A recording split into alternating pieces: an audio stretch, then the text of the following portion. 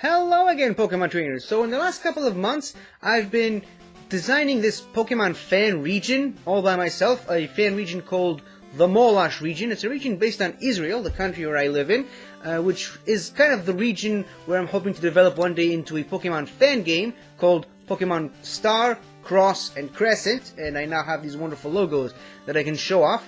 And yeah, I have a lot of plans for this Pokemon region that I'm hoping to put into works, and some of those ideas and plans are the gym leaders. Obviously, every Pokemon region needs to have gyms and gym leaders, and every gym leader needs to have a squad of Pokemon. And basically, once I decided what I wanted the direction of the gym leaders to be, I decided through that what type of Pokemon that they should have. And that way I was able to fill out most of the Pokedex just mostly with Pokemon that will be gym leaders Pokemon. And I think you're really going to like this next one because it's mostly music themed, because I really thought I really liked that idea. And first of all, it's a normal type gym leader. It will be the gym in the city of Springmount, a city based on Tel Aviv. And yeah, Tel Aviv is a very loud and noisy city, and I've been there a couple of times. It's a very multifaceted city. I guess that's one way of putting it. There's so many different things you can say about this city, but one thing's for certain is it's very much a cultural hub of Israel. And there's most of the big TV and movie studios mostly revolve around the city, and it really revolves around a lot around music, and I really like that idea, so I decided to make the gym in Tel Aviv a normal type gym that's mostly centered around music, because for years people have been thinking that there should be another type of Pokemon, a sound type, if you will, and people have been kind of speculated which Pokemon could potentially fit into this sound type. But yeah, for right now there isn't a sound type, and most sound-based Pokemon and most sound-based moves are normal types. So I figured it will be a nice transition to make a normal type gym be mostly focused around sound and music. And therefore, pretty much all the Pokemon that I designed for this gym are musically themed. They're either based on Israeli songs or Israeli musical bands or musical compositions, which I think you guys are really going to enjoy all the hard work I put into it. So let's just go ahead and jump right into it. First things first, though, we gotta talk about the gym leader. The gym leader is arguably the most important part of the gym, probably even more so than the Pokemon themselves, because that's the guy you're going to talk to in the game to meet up with him and challenge him for a badge. And I kind of made it a point to myself that I want every single gym leader and Elite Four member to represent a certain aspect of Israel, and for the most part, gym leaders and Elite Four members are loosely based on real people. Some of them are still alive, some of them are not, but for the most part, all of them kind of represent elements from both Israel as a whole and the Jewish people in general. And for the gym leader in Tel Aviv / Springmount, I went with a very well-known figure, Moti Kirschenbaum. He was a journalist / comedian / TV producer. He was, like Tel Aviv itself, he was a very multifaceted person, and sadly passed away a few years ago. But yeah, I kind of felt like he really fit with the majority of the story arc that I have for the city of Tel Aviv. Now, obviously, I took a lot of creative liberties with this character in designing his story arc, so it's not actually going to be a direct translation of this man into a Pokemon game, but for the most part, he was kind of the inspiration, you can say, for this character of Mr. Namer. This is what he looks like, Mr. Namer, the gym leader. Obviously, a lot of people have been telling me that he doesn't look at all like him. I don't know what these people are thinking, because, I mean, I looked at this picture and I don't know. I mean, maybe it's because I'm biased, maybe it's because I sort of designed this. Obviously, I didn't draw this. I have an artist. I send them pictures of this person and tell them what I want this person to look like, and they just, draw it. So, I don't know. I think this looks a lot like Moti Kirschenbaum. You guys may disagree. Doesn't matter. That's, like I said, he's the inspiration for this character. He's not supposed to be a literal translation of this character, the gym leader, Mr. Namer. Now, why Mr. Namer? First of all, I felt like Mr. is very respectable, and it's very, it shows, it exemplifies a sort of sophistication, a formality, if you will. And Namer, well, Namer is Hebrew for leopard. And obviously, for the most part, normal type Pokemon are just straight up animals. Now, I know most, if not all, Pokemon are animals, but the ones that are just appear to be regular animals with nothing too distinct about them, they are the ones that usually get the normal type. Even some of those who are dual type, like, say, Pyroar, or Bibarel, or Diggersby, they're still just animals with an extra element attached to them. So, a basic animal, a basic beast, if you will, is sort of the de facto representation of the normal type in a lot of ways, similar to how the sound-based elements is also sort of a representation of the normal type. The normal type, I believe, is one of the biggest types in Pokemon, so it only makes sense that it has so many different facets to it. Obviously, I went with the word Namer because it has the same letters as the word normal in it, because, you know, gym leaders kind of need to represent their respective types with their names. I mean, just look at Norman, for example. I mean, that's just, he's a normal type gym leader. He's Norman. Yeah, and as you can see, he's holding a special type of Pokeball in his hand, which is called a Namer Ball, which is a Pokeball that I designed specifically for this character. And in the lore of this character, it's a Pokeball that he created and he designed on his own. That's why he has this little leopard-ish pattern of it, because, you know, it's a leopard, and, you know, Mr. Namer means leopard. It all makes sense. What this ball does is it catches the Pokemon, but it doesn't make the Pokemon bond to the person that caught it the same way that regular Pokeballs do. So basically, you can just release the Pokemon whenever you like. And the thing is, Morty Kirschenbaum in real life was one of his many facets is he was a nature documentarian, and he loved going to savannas and other nature reserves to just document certain types of animals, especially, like I said, savannas, which is obviously where the inspiration for Namer came from. He used to document a lot of cheetahs back in the day. So yeah, it all fits with the word Namer and the Namer ball and the leopard pattern on the Pokeball. And in the main story, when you first encounter this person, you have to go to this place called the Pokédome, which is somewhere in Springmount, which is like sort of like a zoo dome thing filled with Pokemon from all kinds of other regions, Pokemon that you can't normally find in the Molash region.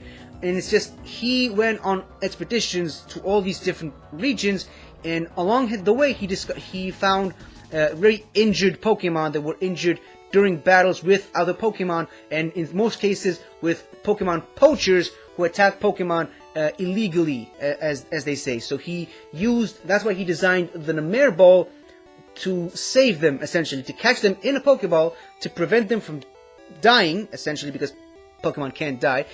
So he caught them in a Pokeball and brought them to a Pokemon Center, and for the most part, he decided to bring them back with him to the Molash region, and he built this Pokédome to allow them to roam free in sort of all kinds of different environments. It's a location in the game, sort of very similar to the islands from the new Pokemon Snap, but obviously much smaller, and it sort of draws some inspiration from the dome structure from the Genesect movie in the Pokemon.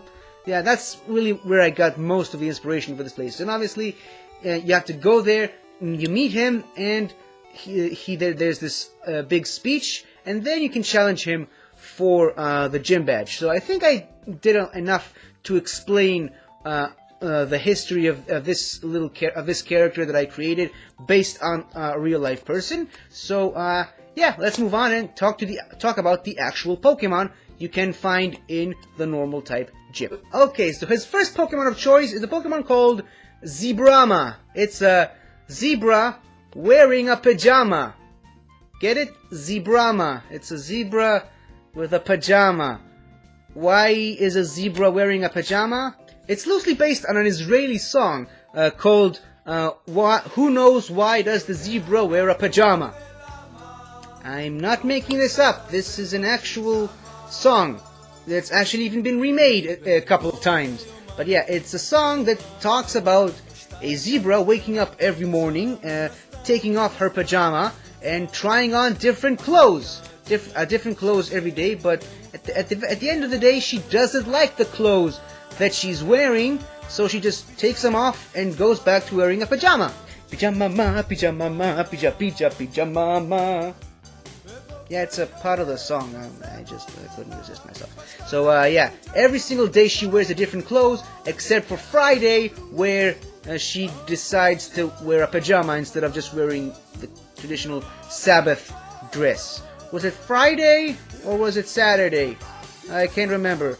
I gotta go listen to that song again. But anyways, this is sort of like the Vivian, or the alchemy of this region, where it basically has multiple forms, except this Pokemon has a different form in every single day. So basically it just changes the form, sort of like how Sawsbuck changes its appearance depending on the season. This Pokemon changes its appearance depending on the day, and it kind of follows the song. On Sundays she's wearing a t-shirt and shorts, and there's a little Z on them, and I kind of like that part. On Mondays she's wearing workout clothes. On Tuesdays she's wearing a large overall. On Wednesdays she's wearing a swimsuit. And on Thursdays she's wearing a dress. And obviously on the weekends she's wearing a pajama, because that's her de facto appearance, as it were. And yes, if you haven't noticed yet, I have been referring to this Pokemon multiple times as she, because it's an all-female Pokemon line, similar to a lot of other all-female Pokemon lines. Because, you know, in the song, it's a female zebra being portrayed in the song. So it only makes sense that it's very... First of all, it's very feminine looking, and even the swimsuit itself is very much a female swimsuit. So, you know, it's a female zebra. It's a female Pokemon. It all makes sense that way. Moving on, we have Ishrap. It's a rapper fish, but it's also a snake, if you couldn't already tell. It's clearly a rapper because you can see the gold chains, and it's got the little backwards hat with the fin, and he's got a little jacket on, and even his fins, they're sort of, you know, in the pose of a rapper, like it's dancing and rapping, and even it's got its mouth open like it's singing and rapping. Now, why the hell would this Pokemon be a normal type? And yes, it's a pure normal type. Most of the Pokemon in this gym are pure normal type, but yeah, why would this be a normal type and a fish and a snake? Because it's loosely based on an Israeli rap band called the Fish Snake. Or rather, Hadag Nachash. That's their name in Hebrew. This is their logo. It's a logo of a kid peeing. And obviously I couldn't make that into a Pokemon, but I mean, their name is literally the Fish Snake. So I just took a fish and a snake and combined them together to create a fish snake rapper Pokemon. And I named it Ishrap because, you know, it's sort of started out as Israeli rap, Ishrap, but the whole Ish part of it comes from fish, and rap is sort of rap with a W, like rap, because it's a snake, it's rapping things. This thing learns rap, which is still a normal type move for some reason.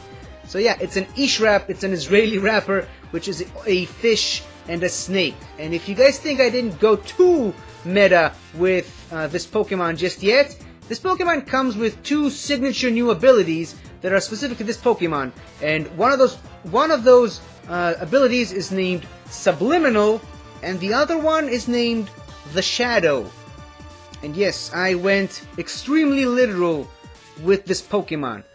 What do I mean by that? Well, Subliminal and The Shadow used to be a common rap duo. Subliminal is literally the name of one of the rappers, and the other one is called The Shadow, and they used to perform a lot together for a lot of years, but then they had a falling out a couple of years ago, and then they just stopped performing together, and now they pretty much not really on speaking terms with one another, which is why in the wild, this is just Pokedex stuff, by the way, this is not something that's going to factor into the game itself, but in the wild, it is often said that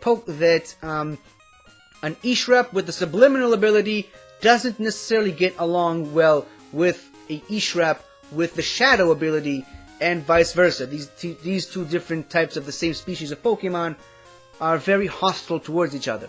I kind of felt that was a nice, interesting thing. But what do those abilities do, necessarily? I mean, it's pretty obvious from the names, but I'll just explain it anyways. So basically, an Ishrap with the subliminal ability gets a significant stab boost to all Psychic-type moves, and a Ishrap with the Shadow ability gets a significant boost to any and all Ghost-type moves. Because, you know, Shadow Ball, Shadow Claw, Shadow Bone, etc., etc. So, yeah. These two are normal types, meaning that they are both weak to fighting types, and also have zero effect on ghost types. So these abilities are kind of there to help them out a bit in battle. An Ishrap with a subliminal ability has a significant advantage over a fighting type, whilst a Ishrap with the shadow ability has a significant advantage over ghost type Pokemon. So yeah, I kind of found a way to make both of these work somehow. So that's it, and let's move on to the next musically inspired Pokemon, which is Tourcouffe, the coffee Pokemon. And yes, if Game Freak can make a Pokemon out of a cup of tea, I can make a Pokemon out of a cup of coffee. Don't put it past me. But why is it normal type and why is it a coffee? Well, I mean, obviously it's based on an Israeli song, and like I said, it's a sound-based Pokemon, so it's gonna be normal type. I mean, it's liquid, but it's not liquid enough to be water type, obviously. But yeah, it is a dark Turkish coffee inside a Turkish mug. You can definitely see the Turkish inspiration in the design of the mug itself, and it's loosely based on a song on an Israeli song that literally goes, "So just drink Turkish coffee and wake up." It's a very classical song. It's a very reasonably old song, but this Pokemon also evolves into a more modern song that's also sort of coffee themed, introducing Strong Coffee, the strong coffee Pokemon. It's a strong coffee, and you can definitely see it's flexing its muscles and biceps, which is why this Pokemon is now normal and fighting type. You can also see that the mug itself is a little bit more modern as far as the design goes, and you can also see it kind of has dreadlocks. Basically, this Pokemon is a literal representation of an Israeli band called Kafe Shachor Chazak, which literally translates to strong black coffee. It's a strong black coffee Pokemon, and you know, because it's strong and because these guys are fighters, it's a fighting type, and that's obviously where the dreadlocks come in. Now, as for the names Tourcouffe and Strong Coffee, obviously Tourcouffe is short for Turkish coffee, but it's also got the word tourist in it because a lot of Israelis go touring in Turkey a lot of the time, and most of them usually go to get hair transplant, myself included, by the way, and I did a series on that on my YouTube channel. You can check it out. But yeah, that's why this Pokemon has this large hair thing and the mustache. It's got a very Turkish mustache, which is made from the coffee foam. Yeah, and obviously for Strong Coffee, it's strong coffee, but also I couldn't really resist putting Stronk in there as a joke. Yeah. But that's it for these two Pokemon. Now let's move on and talk about the Ace Pokemon, the strongest Pokemon in the gym. Now, a while ago, I kind of decided to assign regional variant Pokemon to every single gym leader. I noticed a certain pattern that every gym leader has a regional variant. I kind of decided to go with it and decided every major specialist, a gym leader or a Elite Four member, is going to have a regional variant as their ace, and obviously Mr. Namer is no exception. And the Pokemon that I decided to use as a regional variant for this gym leader is actually a Pokemon that I'm not really too much of a fan of. A lot of people love this Pokemon. I don't necessarily, but I decided to make this Pokemon into a regional variant for my personal fan region and hoped that it'll make me a little bit more attached to this Pokemon. And boy oh boy, it helped me out a lot because obviously I love my design better than the original one, but I'm sort of starting to warm up to the original Pokemon itself. And I'm talking about the Ampharos line. Like I said, it's a Pokemon that I'm not too big of a fan of, but having designed a regional variant for it, I'm kind of warming up to it. Now, obviously, it's a sheep Pokemon line, so I had to go with something very sheep inspired, and lo and behold, there was the perfect opportunity for me to do so with the existence of the 16th Sheep. The 16th Sheep is a very famous, very iconic album with a series of nursery rhymes that most people in Israel really grew up with, listening to and singing along to those songs, and myself included. Obviously, I grew up with those songs, so I figured it'll be the perfect opportunity to turn this iconic album into a Pokemon by way of Ampharos and its entire line. So basically, I just took all three Pokemon, Mareep, Flaffy, and Ampharos, and just started decorating them with elements from each and every song. And I'm going to break it all down for you right now. Starting with the base form, we have Molashian Mareep, which is literally the 16th sheep. It has the number 16 branded on its wall because it's a way of branding sheep. You just paint a number on their wool. That's how you can tell which sheep is which. So yeah, I used the number 16 on this sheep to kind of represent that element. And it kind of ties into both the name of the album, the 16th sheep, but it's also the last song in the album, the 16th sheep. And another thing you'll notice about this Pokemon is that it has a little earring sort of tag, because that's another thing that you do with sheep. You put earrings on them with their name or number on it, so you can recognize which ones they are. So yeah, this Pokemon has an earring with the word closed on it, and it's a reference to another song from the album, Our Kindergarten is Closed Today, because our kindergarten is closed. So it's got that going for it, and obviously you'll notice there's a bunch of lightnings coming out from its wool. Now obviously this is a slight reference to its original electric type, but it's also a reference to another song in the album, which is Thunder and lightning on a rainy winter night don't always sound the same. Obviously this Pokemon is very sound based, and this Pokemon has a new move that it's not necessarily a signature move. It's a TM you get from the gym leader, and I can see this move being used on a bunch of different Pokemon, but it's mostly associated with this Pokemon.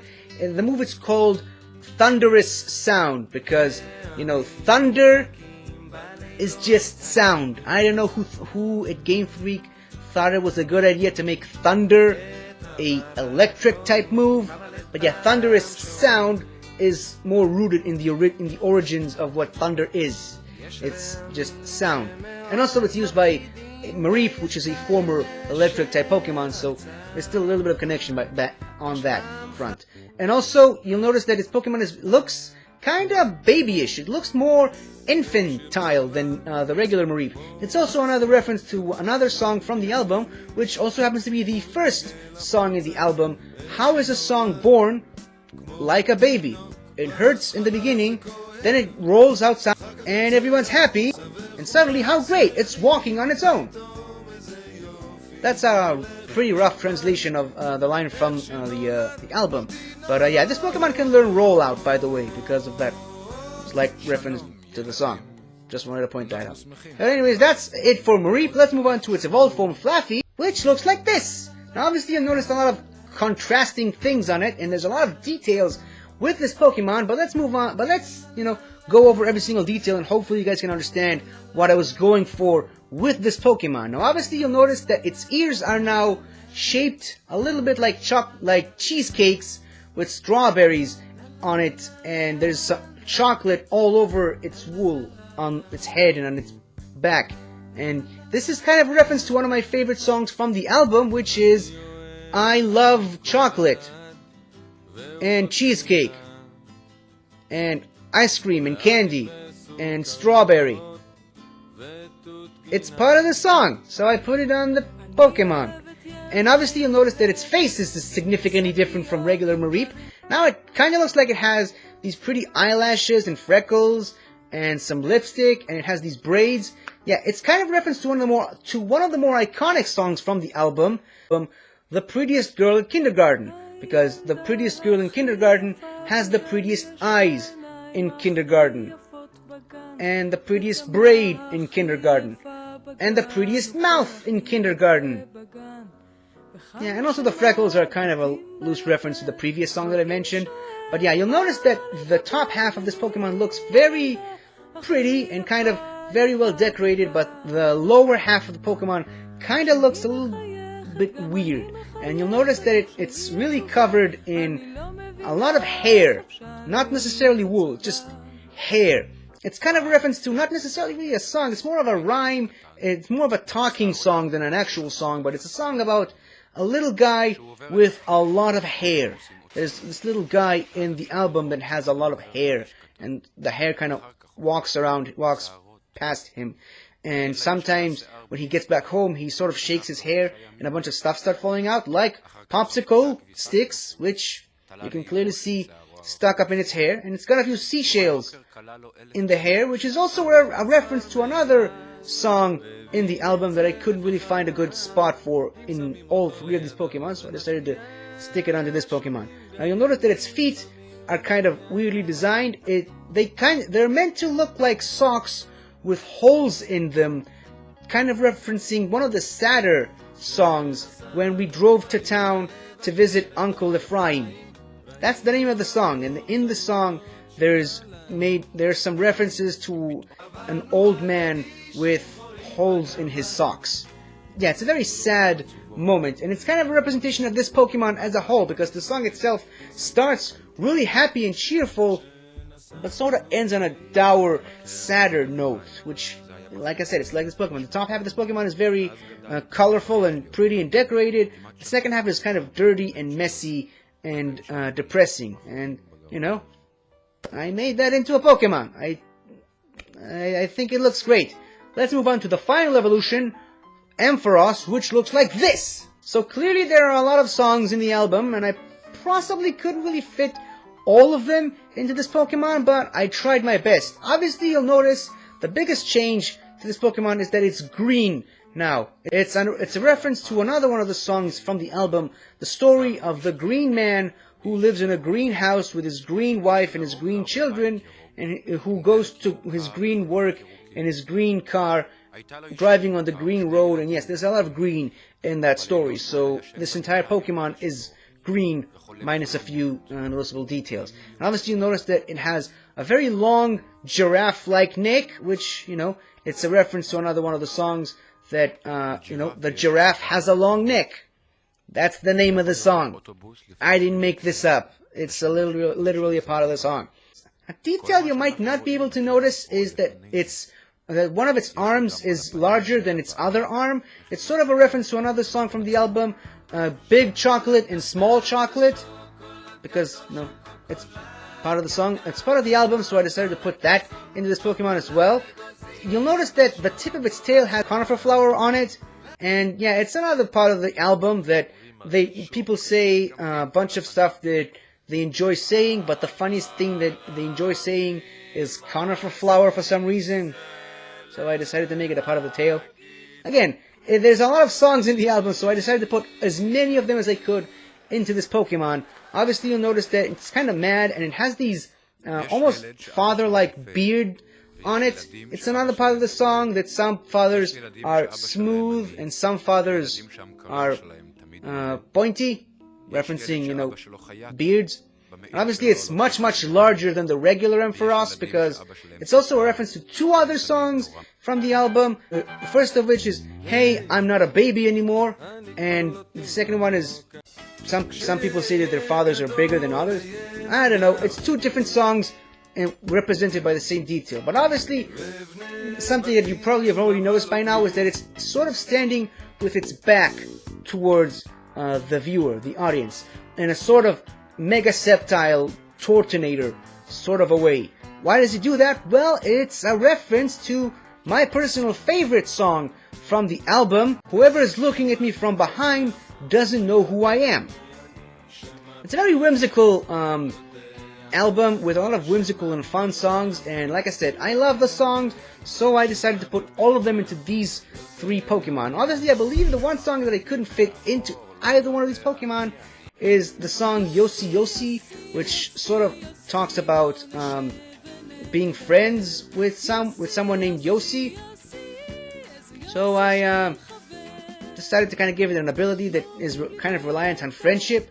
Not really sure what I'm going to call this ability just yet, but yeah, that's how you take an entire album's worth of songs and make a Pokemon out of it. It's great. Now, obviously, the final detail we have to talk about is the badge itself, which looks like this. It kind of looks like a bit of a note in the same colors of a general normal type gym. But also the gimmick of this gym, because part of my thought process when making this region is I wanted to make sure that every single gym has Pokemon that have little to no weaknesses. And since the normal type is only ever weak to fighting, I decided to make a sort of new type of terrain.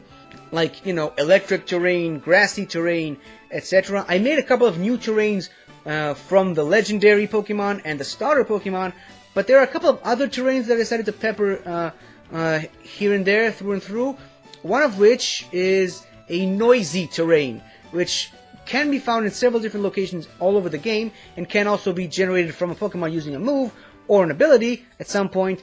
But basically, the noisy terrain makes it so loud that normal type Pokemon basically take resisted damage from fighting types. That's the main effect. Obviously, it works on every normal type, but if a Pokemon, but if a Pokemon has 2 types that are weak to fighting, it only covers the normal type. It makes it resistant, so it only takes neutral damage. So yeah, it basically only works on the normal typing in a dual typing. But another typing could make a full advantage of it. Now, obviously, as part of the story, the gym itself is the recording sound studio, and when you enter the gym leader, Mr. Namer, triggers a lever that creates this terrain by blasting loud, noisy music from the speakers in the studio, and basically you have to fight all the Pokemon in the gym in this incredibly noisy terrain, and all the Pokemon there have received resisted damage from fighting type moves. And if you try to somehow get rid of the terrain using some sort of a move that either changes the terrain or removes the terrain, the gym leader, Mr. Namer, is gonna say, no, you fight on my terms, and he just turns the terrain back up the following turn. So yeah, there's no escaping that. So yeah, I think I made my point on why this gym is a normal sound-based gym. I think I made my point on why all these Pokemon are musically themed, and I think I really did a good job both explaining these things, but also in the design process of really putting all this time and effort into designing these Pokemon. So that's pretty much it for this gym, the normal type gym of Spring Melon. I'm also working on another gym right now, which I will hopefully be revealing to you all very, very soon. If you like what you saw here, please consider subscribing to my channel and leave a like and comment below. Tell me what you think about these new Pokemon that I've designed. If you have any complaints, and I'm sure some people might have some, but yeah, leave a comment below. Let me know what you guys think about this new game, and also please consider signing up to my Patreon. We're at patreon.com/Pokemon Star, Cross, and Crescent.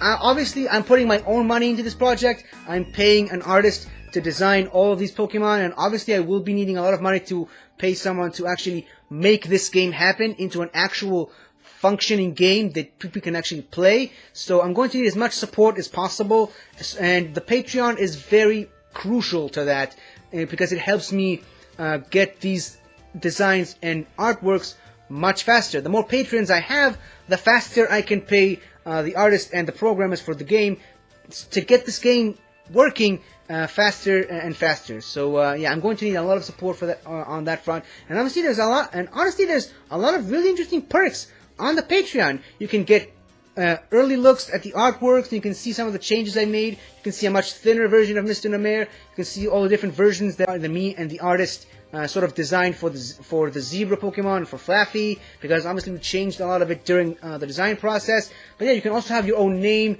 feature in the game. You can also be a character in the game if you like. There's all kinds of different perks you can check out on the Patreon, and yeah, it's a lot of fun, and I really need your support, as I mentioned. And this is my life now. I'm designing a Pokemon game. Go figure, am I right? So yeah, that's really all I have to say for now. Stay tuned to my next update regarding this Pokemon fan game, and I will see you all then. Until then, everybody, gotta catch 'em all!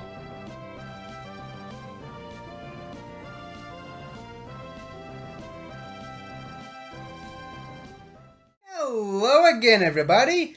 I really hope you enjoyed this video, cause I really enjoyed making it. So, if you like what you've seen here, please remember to like, share, comment, and subscribe for more awesome content like this. So, until next time, guys, I'll see you guys next time.